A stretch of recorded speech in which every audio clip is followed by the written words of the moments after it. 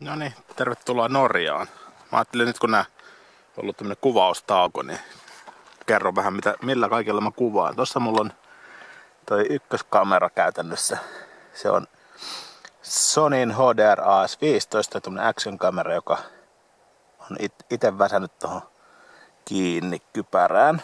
Avattavassa se ei ollut niin yksinkertaista, mutta siihen menee sitten mikkipiuha tuolta kypärän sisältä ja tossa on tommonen karvamikki, johon voi sitten tämmöisiä tuoreita tunnelmia ja havaintoja laittaa. Särnä! Se on meidän kohde. Kello on 3:10.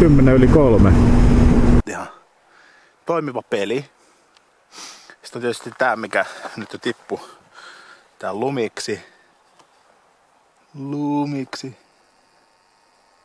FZ200. Mikä on ihan hyvä videokamera.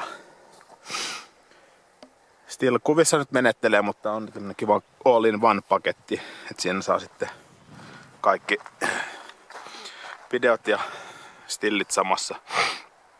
Jalusta tietysti pitää olla kunnollinen mukana. Sitten mulla on täällä näin niin tämmönen GorillaPod tyyppinen jalusta.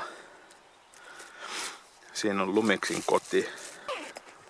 Tässä on vähän niinku tämmönen action camera tasku. Eli täällä löytyy tämmönen Denver halpis kamera tuossa, mikä on ihan oiva hintalaatu suhteeltaan kyllä. Tällä mä vedän tämmösiä, laitan tonne johonkin tien varteen ajan ohi ja editointivaiheessa sitten saa vähän erinäköistä pätkää. Ja sitten käsivaralta niin totta kai pitää olla selfie-tikku. Ei nyt selfieiden takia välttämättä, mutta tää on tämmönen kätevä, millä pystyy kameraa pitää kiinni.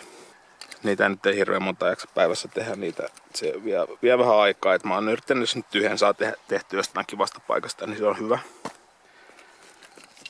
Sitten on tää kännyteline tuohon jalustaan.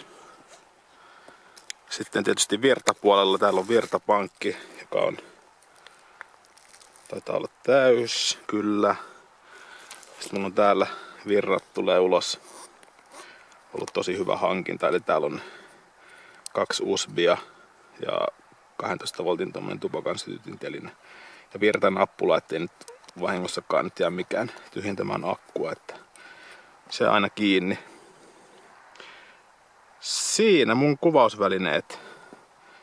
Ei siinä nyt vaikka näyttää, että on vähän monimutkainen setti, niin periaatteessa ne menee siinä sivussa. Pysähtyy ja ottaa kunnolla kuvaa ja se on siinä. Vähän haetaan kanssa vähän tämmöistä rutiinia. Mut hei, kyllä näitä maisemia pitää katsoa ilman noita värkkejäkin joskus.